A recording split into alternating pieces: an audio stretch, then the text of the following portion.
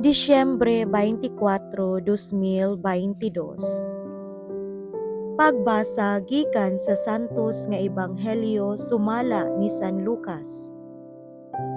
Napuno sa Espiritu Santo ang iyang amahan nga si Zacarias ug nanagna.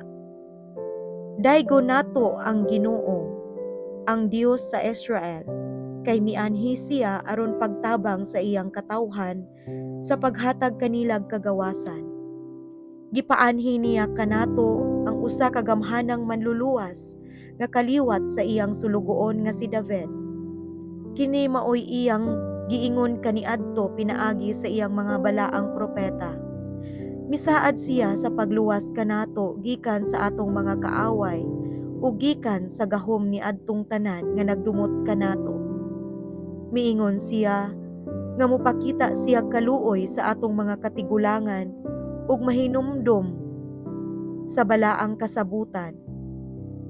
Misaad siya sa atong amahan nga si Abraham ug nanumpa nga iya kitang luwason gikan sa atong mga kaaway ug mitugot kanato nga mag-alagad kaniya sa walay kahadlok, nga mahimong balaan ug matarong atubangan niya sa tibuok natong kinabuhi.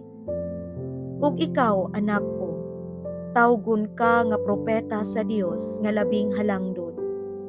Maguna ka sa Ginoo aron pag-andam sa iyang dalan, sa pagpahibalo sa iyang katawhan nga maluwas sila pinaagi sa pagpasaylo sa ilang mga sala. Kay ang atong Dios maluluy-on ug malumo.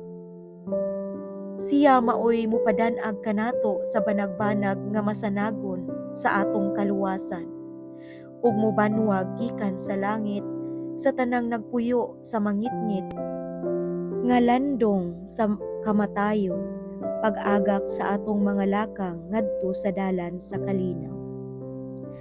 Ang Ebanghelyo sa Ginoo. Daygon ko ikaw, O Kristo.